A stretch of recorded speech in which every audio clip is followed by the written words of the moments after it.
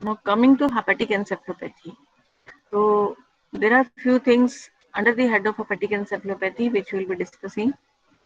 This is all neurological dysfunctions which happen in a case of cirrhosis of liver because of deranged liver function, like neurological manifestations. So, what is the pathophysiology? Then, what is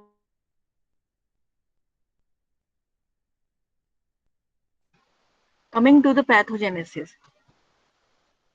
We all know in cirrhosis of liver, ammonia is generated within the gut and is absorbed. I told you in my very first lecture that ammonia has a very important part. While passing through the liver, it gets converted to urea. So now what happens? The urea can be excreted out. Ammonia is toxic, right? Ammonia is a toxic agent. So it is not something which can be actually released in systemic circulation as such. So coming to this diagram, it is actually produced in gut normally also. In all of us, this is actually a byproduct of protein metabolism, catabolism, which is happening within the gut by the bacteria. So ammonia is generated, absorbed through the gut wall by enterocytes, and subsequently enters the portal circulation. However, coming to this, when the liver is cirrhotic, the liver function is deranged. The hepatocytes are losing their functions day by day. Now, what is happening? That one thing, the hepatocytes cannot metabolize this urea into the urea cycle. And so there is increased ammonia which is released into the central veins and subsequently into the hepatic veins and enters the systemic veins.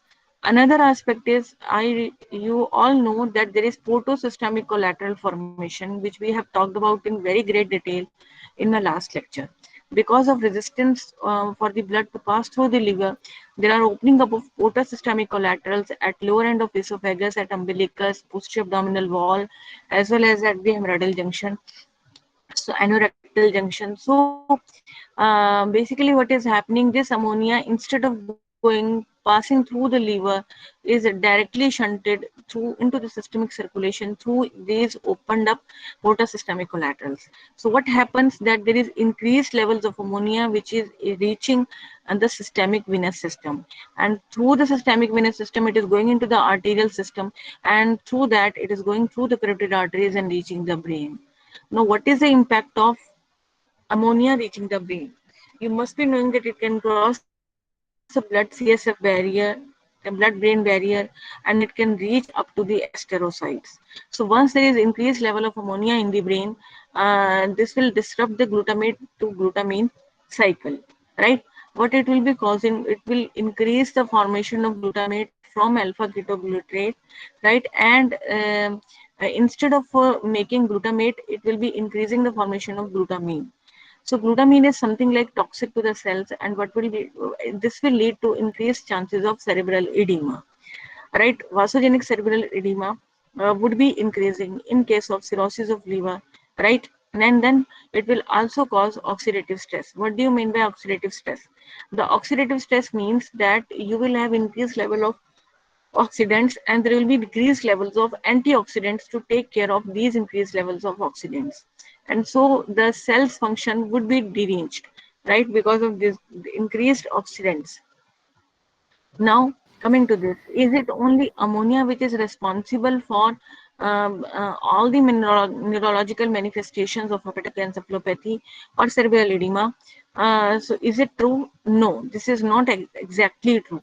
It is not only ammonia which is actually responsible for causation of hepatic encephalopathy. Over a over many decades, it has been identified that in addition to ammonia, there are certain other things which are actually important, and these are altered levels of neurotransmitters generated because of this ammonia or elsewhere things. Like this is like GABA and other parameters which are actually important. Now there is, as such, also there is increased permeability of blood-brain barrier in case of cirrhosis of liver, right? Altered gut microbiome, which is actually coming. So gut microbiota is what? You have a very large small intestine as well as large intestine. You must be not remembering your very initial teaching days that your gut is filled up with all very small microorganisms, microbes. So these microbes are actually commensals of the gut. What are commensals? Commensals are those organisms which actually are living with us, and they are so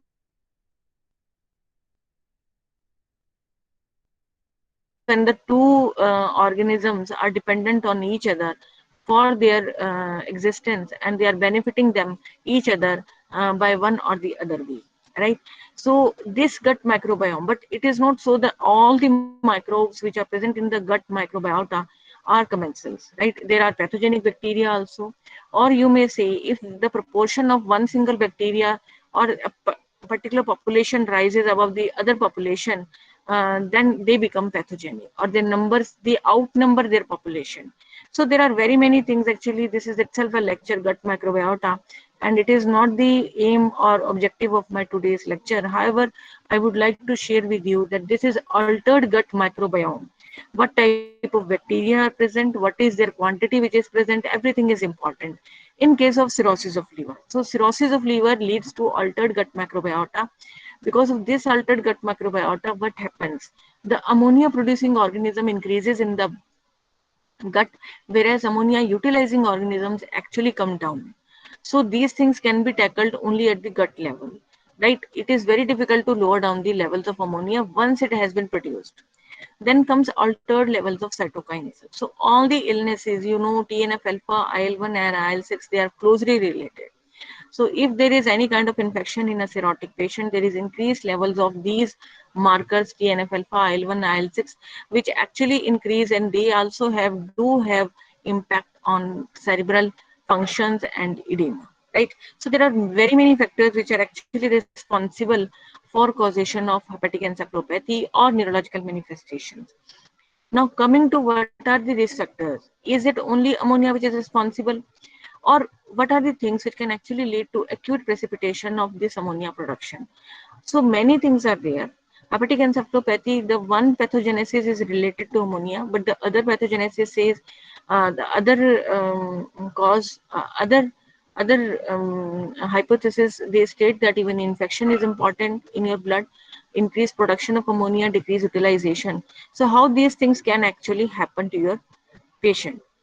So one thing I've come to know that GI bleed. I will start from here.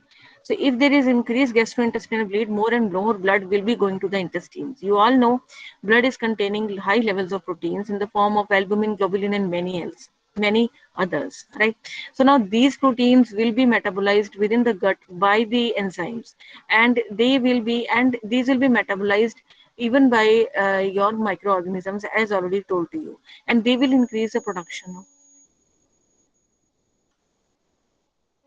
ammonia, and this ammonia will be less metabolized, less taken up by other microorganisms, and this is very important to understand that this increased ammonia will be absorbed through the gut wall. Coming to acute kidney injury and electrolyte imbalance, any factor which is leading to electrolyte imbalance in the form of hypokalemia, hyperkalemia, hyponatremia, or hypernatremia is itself a factor that it will precipitate the hepatic encephalopathy. How does it happen? In all cirrhotics, as compared to a normal person, there is always a raised levels of ammonia which is present in the blood. But this ammonia is not causing symptoms as such, right? However, if there is any other factor which will lead to impact on cerebral functions, the HE will be precipitated, and even though the ammonia levels were not high enough, the patient will have neurological manifestations, and out of these, electrolyte imbalance is a very important factor, right? Similar is the case for infections. In infections, there is increased levels of spontaneous bacterial peritonitis, which is a spontaneous infection of ascitic fluid, right? So this will cause acute rise in cytokines, which I have already spoken to you, that is IL-1, IL-6, TNF alpha, and they will go to brain and they will precipitate hepatic encephalopathy. So all these patients are actually having raised ammonia levels, but somehow patient has either adapted to these raised ammonia levels, which are actually mild, not very high. However, because of creation of certain other things, which will be acting as precipitant factors like electrolyte derangements, infections, hypoxemia or hyperkalemia, Now coming to tips and portal vein thrombosis. If portal vein gets blocked in case of cirrhosis because of development of portal vein thrombosis, or you have created a shunt like transjugular intrahepatic portosystemic shunt, in which directly a shunt, artificial shunt is created between the portal vein and the hepatic vein. So what would happen, as you have learned, this is kind of the artificial shunt created, artificial portosystemic collateral which has been created by us. So this is under the treatment of portal hypertension complication. The tips is a treatment for your upper GI bleed and other complications, ascites also. However, there is a risk factor that it will transmit much of the portal vein directly into the systemic circulation, and this will to higher levels of ammonia because the blood will not be passing through the liver, right? So there may be this creation of tips for the treatment of upper GI bleed. Listen to me carefully. Creation of tips for the treatment transjugular intrahepatic portosystemic shunt for the treatment of upper GI bleed and ascites may precipitate, has a side effect of creation of hepatic encephalopathy in almost 30 to 50% of cases. And this is not a very promisable treatment, and I have not talked about in my last lecture, but it is a very important cause for creation of hepatic encephalopathy. However, in many countries, especially in Western countries, where we have better patients are, and TIPS is a very routinely done procedures for bleed and control of ascites. Now, coming to what is it higher levels of ammonia in blood? Is it always in cirrhotics that it happens? No. There may be many other etiologies which can actually lead. So this is to give you a broader aspect for everything. Increased ammonia levels, they are not always related to only cirrhosis of liver. I told you if there are inherited defects in urea cycle, patient may have hyperammonemia. This will be presenting as urea cycle disorder in newborn or neonates. So it has nothing to do with cirrhosis of liver. There are enzymatic defects. Second is congenital portosystemic shunts. Sometimes there are shunts which are actually congenital and they are present between portal vein and IVC own. So these shunts actually will be again shunting the blood out of the liver. Although the liver is normal, but you will have direct reach of ammonia into the systemic circulation.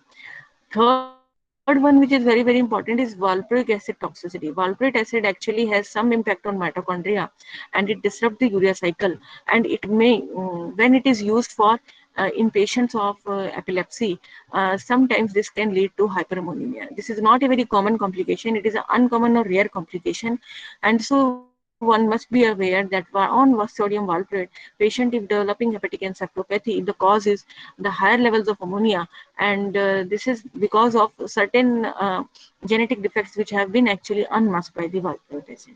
Similarly, is a urethral diversion, which I will not be taking into detail, but there are similar things which will happen because ammonia is a byproduct of protein catabolism, one thing, and second thing, the body metabolizes this to urea so that it gets converted into a non-toxic product and subsequently should be excreted through the urine. If there is any disruption of this cycle at any level, hyperammonemia may happen, and ammonia levels which are increased in the blood are directly toxic to brain. In cirrhosis, the most common cause for hyperammonemia is cirrhosis of liver, and among the cirrhosis of liver, among the all the causes of all the pathogenesis hypothesis for hepatic encephalopathy, the theory of hyperammonemia is on the topmost, right? Coming to clinical manifestations, you may have four types of neurological manifestations which may be presenting in your patient. Is one is altered level of consciousness, that his GCS score has decreased.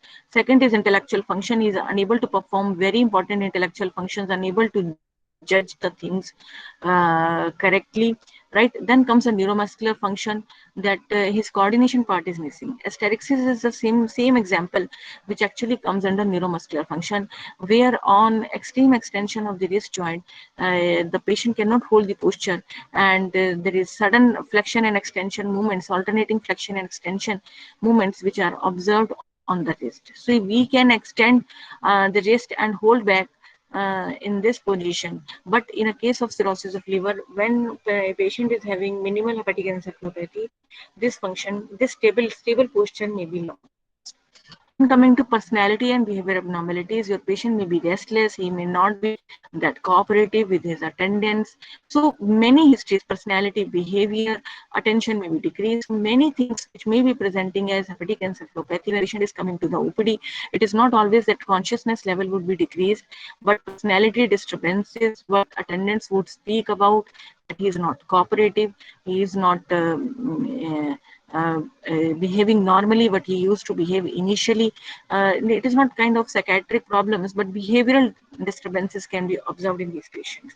And similarly, intellectual function, whatever functions or judgments he could do before will become less possible once there will be development of hepatic encephalopathy. So this is divided into 4 grades by the West Heaven system: grade 1, 2, 3, and 4. Starting from 4 is just coma, right? 3 is patient is sleepy but arousable, and patient is having severe confusion where he will refuse to identify his own attendance, right?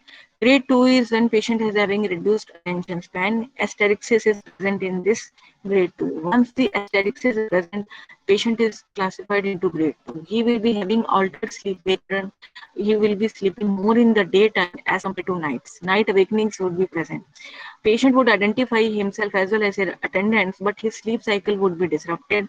When a doctor goes on round in on daytime, he finds the patient sleeping. A cirrhotic patient found sleeping on the round is an indicator of that he is having underlying hepatic encephalopathy. His speech would be slurred, right? Now, disinhibition. Disinhibition is very, very important. Normally, we inhibit ourselves from saying so. So these kind of patients may be, abusing unnecessarily, not unprovoked. They may be found abusing, right? Now, grade 1. Grade 1 is actually coming to your OPD who is absolutely normal, seems to be normal. But if you look at him or his family is carefully probed, you come to know of certain personality changes which I talked about.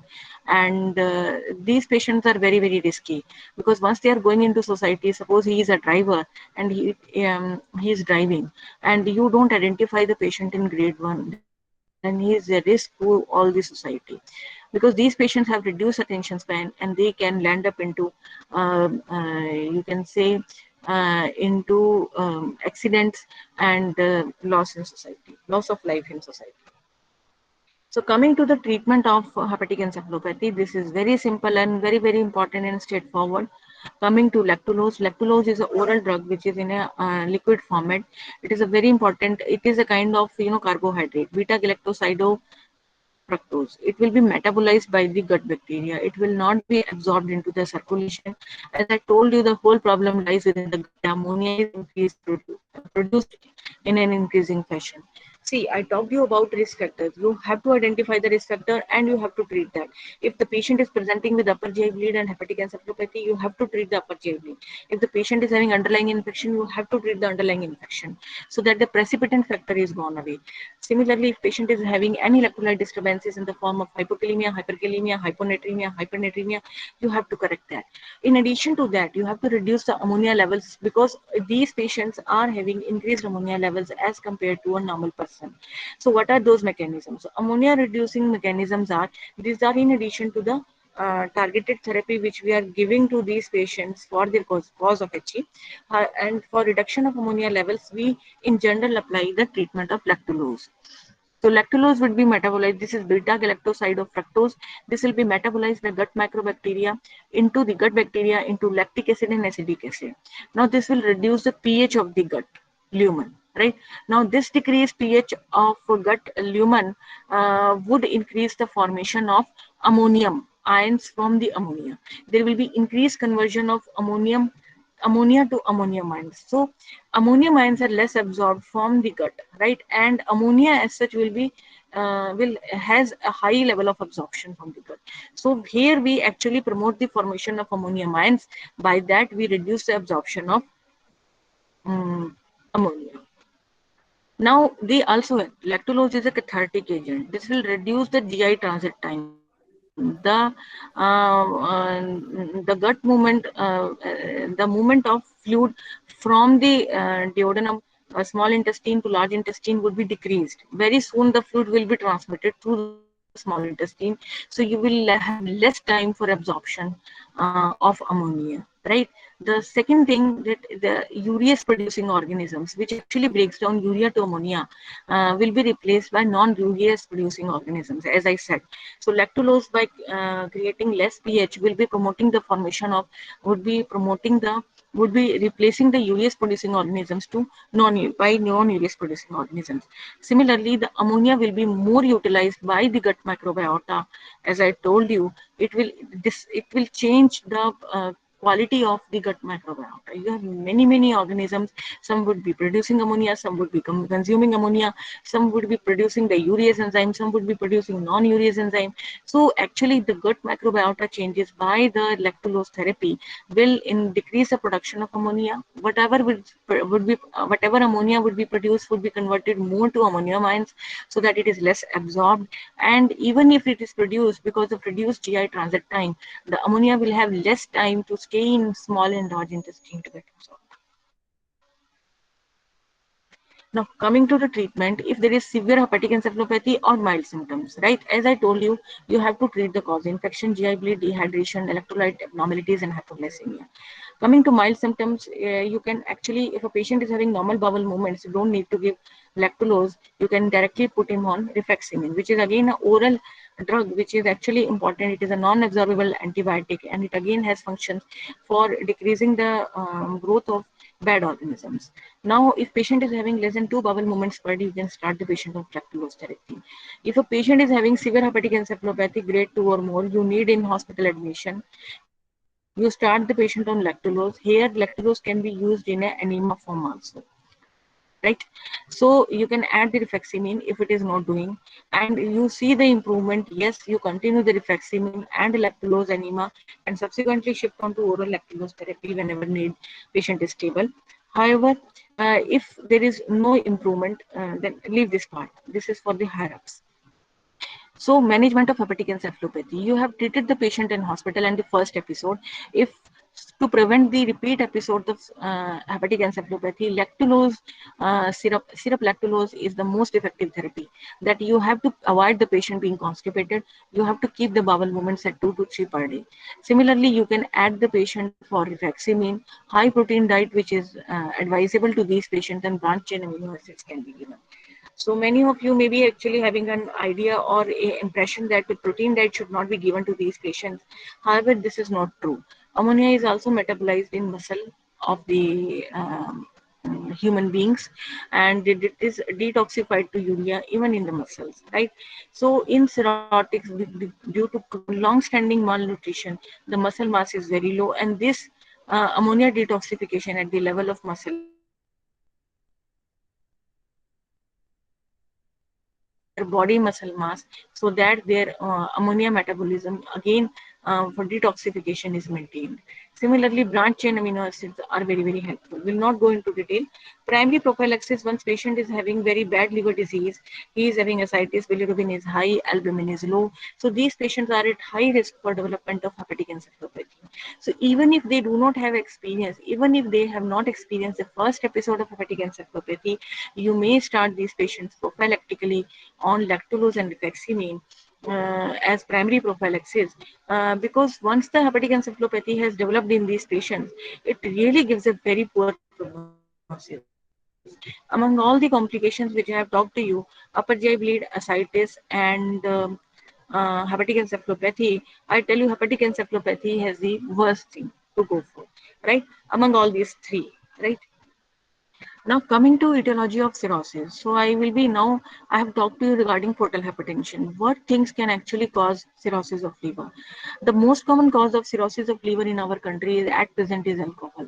Previously, it used to be chronic hepatitis B and C, but now the increased alcohol addictions and prevalence of alcoholism, the alcohol is now coming at the top to be responsible for at least 70 to 80% of cases among distributed in the data being collected from various parts of the country. The chronic hepatitis B and C, they are also very important causes of cirrhosis of liver. However, they have now come second to the alcohol, alcohol. alcoholic liver disease. Now coming to metabolic liver disease, there may be enzymatic deficiencies, hemochromatosis, alpha-1 antitrypsin deficiency, and copper depositing disorders like Wilson's disease. Then comes the autoimmune hepatitis, and now there is an upcoming entity called non-alcoholic fatty liver disease, which is actually an upcoming disease because of high prevalence of diabetes and hypertension and obesity and metabolic syndrome.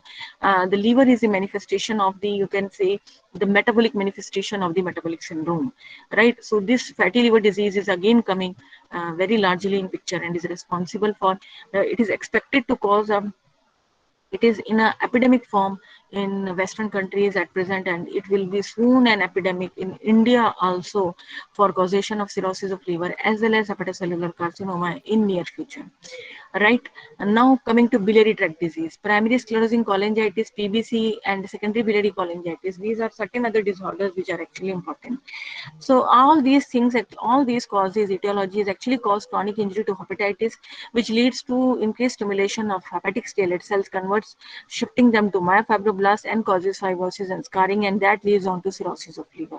Now, this cirrhosis of liver will have complication of portal hypertension, as already discussed to you. I have not discussed with you spontaneous bacterial peritonitis, which is an infection of the ascites, spontaneous infection of the ascites site of hepatorenal syndrome, that is involvement of kidney in patients of cirrhosis with ascites, and then hepatopulmonary syndrome in patients of cirrhosis. There is involvement of the lungs causing hypoxemia, which I have not gone into detail. And finally, there is hepatocellular carcinoma, which is a malignant complication of cirrhosis of liver. Right. Now, coming to alcoholic liver disease, ethanol consumption leads to alcoholic liver disease. Patient may have developed almost 100% of persons who are having alcoholism will go on to develop fatty liver. Right. If they abstain, they get cured. The fatty liver resolves. However, if they continue, almost 10 to 20% of these patients will go on to develop alcoholic hepatitis. And out of these, 30 to 40% patients will directly go on to develop liver fibrosis instead of alcoholic hepatitis. Now, alcoholic hepatitis may be, it is something like similar to an episode of acute viral hepatitis. However, all viral markers here are negative, and this acute hepatic illness is assumed to be because of alcohol, because it is closely associated with the in consumption of large amounts of alcohol. Right? This can lead to death also. This can recover also, and long run patient may develop cirrhosis of liver. And out of these, 3 to 10% of patients will go on to develop hepatocellular carcinoma.